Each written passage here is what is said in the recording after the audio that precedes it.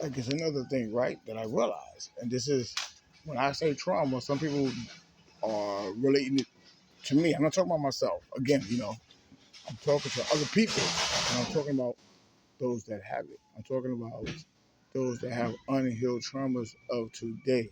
Has see, when I talk, has nothing to do with childhood or adulthood. Stuff I'm saying is the people of today. What the people of today are doing. And that's another thing. That's another misconception. Because see, like I said, when you have a powerful voice, people can never really put the puzzle together to what you're saying.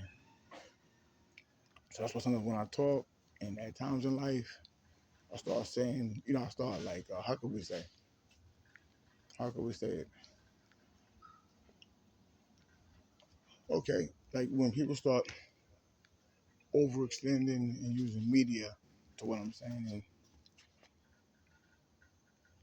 I tend to say, okay, right, see, the problem with people today is, and this is adulthood trauma for people, when they hear messages,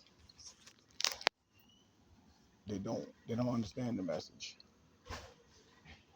They're mixing the message up with something else.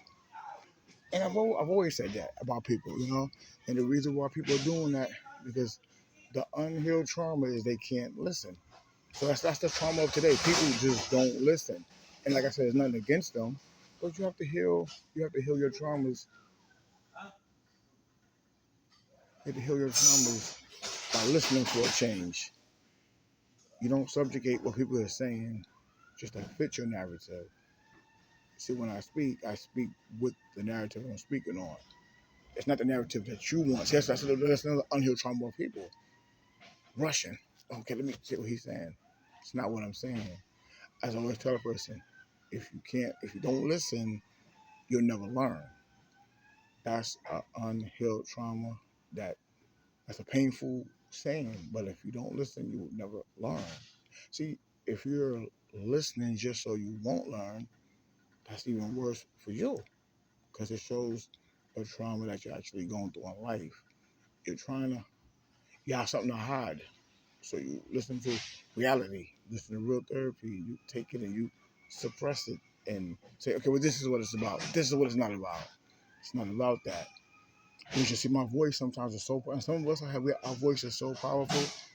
All we have to do is say a word, and we got everybody fantasizing, man, woman, and child fantasizing because they never healed.